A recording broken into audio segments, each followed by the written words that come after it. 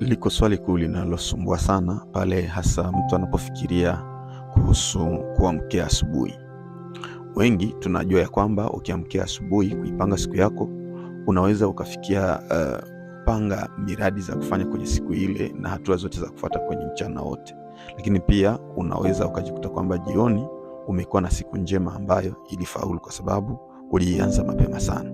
Tatizo sio kwamba unaamkia au hauamkii, kwa sababu hata jogoo wanaamkia, ila wanachokifanya ni nini? Wewe pia unaweza ukaamkia, lakini kwa nini mtu hushindwa kuamkia? Karibu katika Daily Wisdom Service, ambapo utajifunza hekima kila siku, ambapo unaweza kujifunza masomo makubwa ya maisha yanayoweza kufikisha kwenye malengo yako makuu. Karibu. Kwa nini watu wanashindwa kuamkia asubuhi na mapema? Swali hili ni swali kubwa sana na ni swali nyeti ambalo linaomba umakini wa hali ya juu sana. Sababu kama mtu asipokuwa na umakini huo, basi atakuwa amepoteza vitu vingi sana. Kuamkia asubuhi kuna faida zake, lakini swali kubwa, kwa nini wengi tunajaribu kuamkia asubuhi ila tukajikuta kwamba tumeshindwa kuamkia? Kwa hiyo kuna baadhi ya vitu ambavyo lazima uvizingatie, na ndizo sababu kubwa zinazofanya kwamba ushindwe kuamkia. Sababu ya kwanza, kuna saa ya mwili ambayo inaitwa circadian rhythm.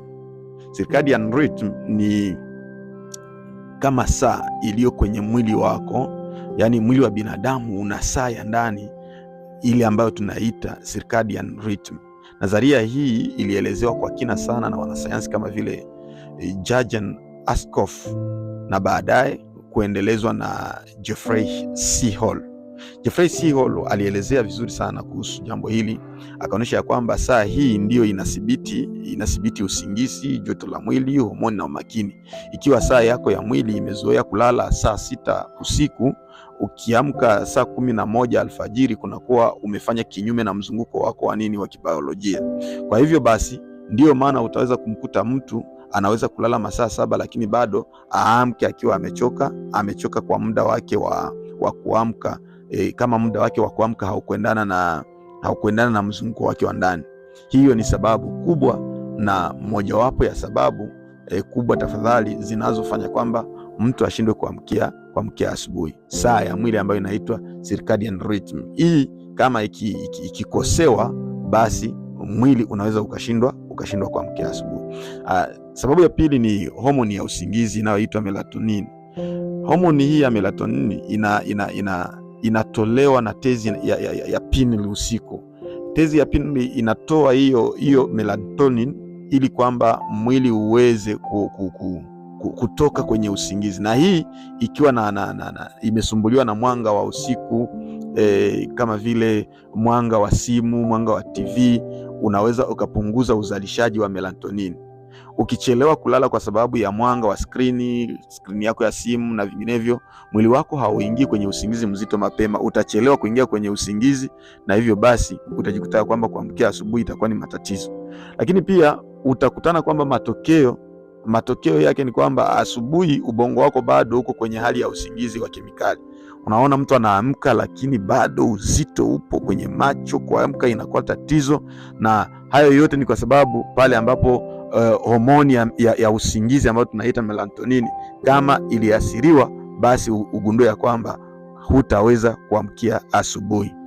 Na sababu ya tatu ni aina ya kisaikolojia ya usingizi, chronotype, ambayo ilizungumziwa na utafiti wa Michael Breus. Michael Breus anaonyesha kuwa watu wa chronotype wana chronotypes tofauti. Chronotypes ziko tofauti. Kuna watu ambao wanaitwa morning types. Wana morning types ambao hawa ni kama larks, wanaamka mapema kwa urahisi sana, hawa morning types. Lakini kuna wengine wa evening types ambao ni owls, wana nguvu zaidi usiku, lakini kuamka asubuhi inakuwa ni tabu kabisa. Yani hawa wanakuwa na matatizo ya kuamkia.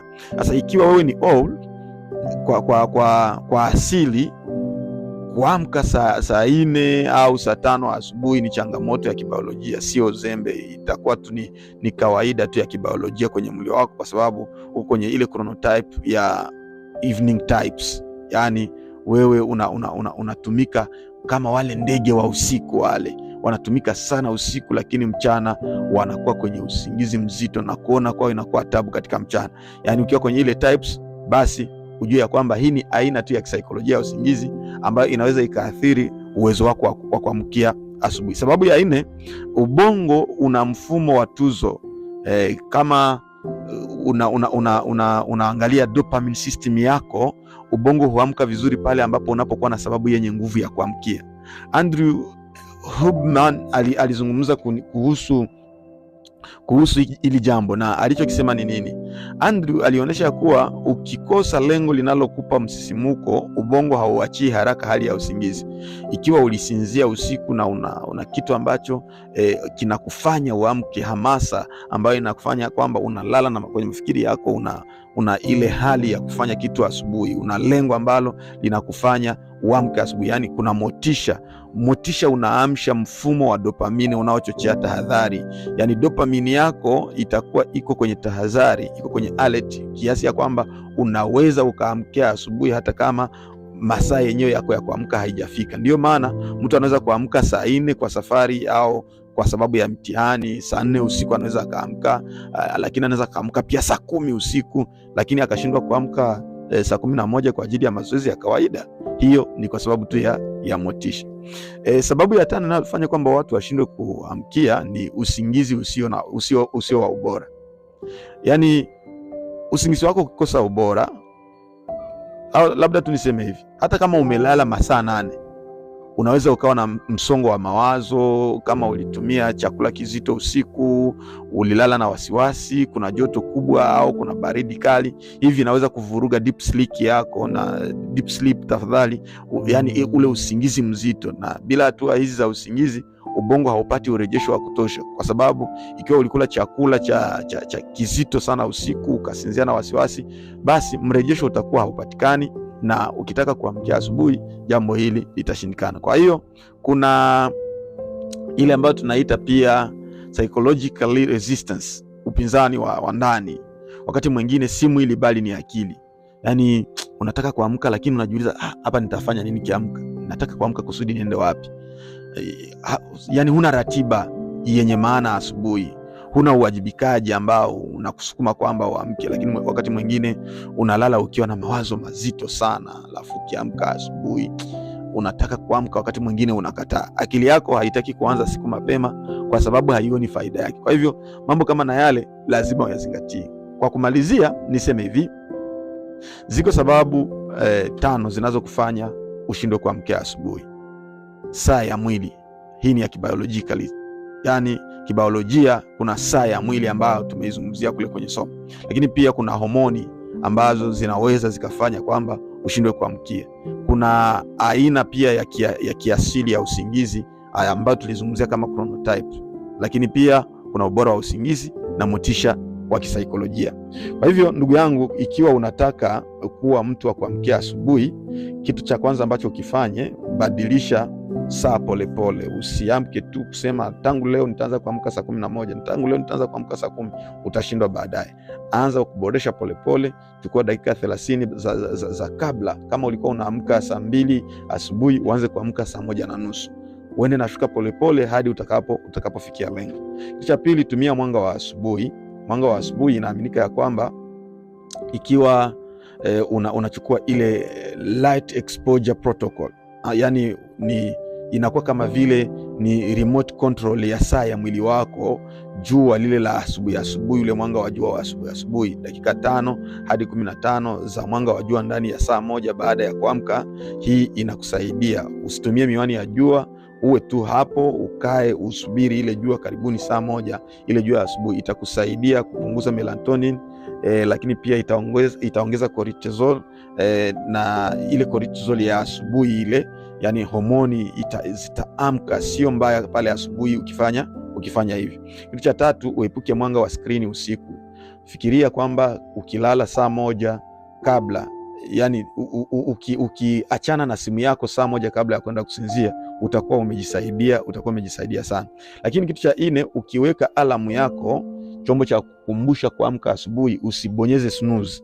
Yani usikatize pale inapoanza kulia, usinyamazishe, iache izungumze, alafu na wewe uamke. Unajua inapolia ile kengele ya kuamsha asubuhi inapolia, alafu ukabonyeza pale kwenye snooze, huwa unajipatia tena usingizi baada tu ya dakika 5. Baada tu ya dakika 5 utakuwa umerudia tena kwenye usingizi mzito sana. Kwa hivyo kitu cha 5 cha kufanya, ukuwe na sababu kali ya kuamka. Ubongo wako unaamka kwa sababu, si kwa alarm. Alarm yako haikufanyi kwamba uamke. Kile ambacho utakachofanya ni nini? Utakachokifanya, utengeneze malengo. Nakumbuka kipindi ambacho ninatengeneza vitu vya kufanya kesho kabla ya kwenda kusinzia, asubuhi huwa ninaamka nikiwa na motisha mkuu sana, kwa sababu ninajua kile cha kufanya katika asubuhi yangu. Kitu cha 6 na ambacho ni siri ya 6 ambayo utakayoifanya kusudi uweze kuamkia asubuhi, lala kwa heshima. Ulale kwa heshima. Kitaalamu inakubalika kwamba mtu anastahili kusinzia masaa 7 hadi masaa 9 ya usingizi, lakini inayokubalika sana ni hadi masaa 8.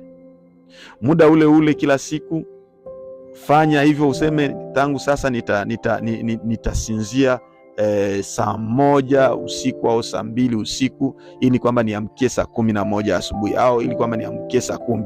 Kumbuka yale masaa ya kabla, yani yale masaa 2 kabla ya kuingia kwenye usingizi, ndio masaa yanayostahili. Kwa hivyo kuanzia saa 12 hadi saa 3 usiku, hiyo ni deep sleep, deep sleep ambayo ni usingizi mzito na wakina unaoweza kusaidia mwili wako na ubongo wako kupata muda wa kutulia.